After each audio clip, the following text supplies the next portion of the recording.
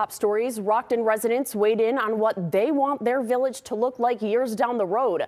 Village leaders kicked off the first step in updating Rockton's comprehensive plan.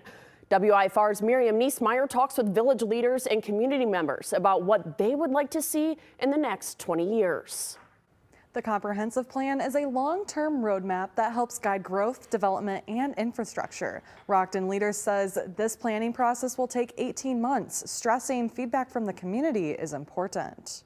I'm invested in Rockton and have been invested in Rockton for the last 10 years. Lisa Washington owns Taylor & Max Children's Boutique in downtown Rockton. She says decisions made now will impact whether families and businesses continue to grow in the community. I am one of the only retailers here in Rockton, and I would love to see more business owners and more retail owners to actually come and set up shop down here. Washington was one of the many community members who attended the village's open house style workshop, marking the start of Rockton's updated comprehensive plan. And we're looking into the future. What does Rockton look like in 20 years from now?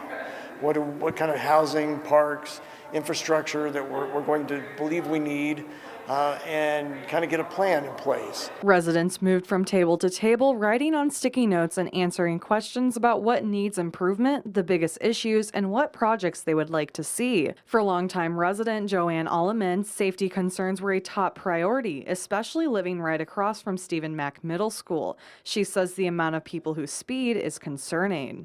Drivers just have to pay more attention to the school area, and that's another one of my major concerns too. I don't think we want a stoplight, but if that's what it requires to keep the kids safe, then that's the necessity of it all. Village leaders say feedback like this helps them shape the plan. Plans are necessary for good growth.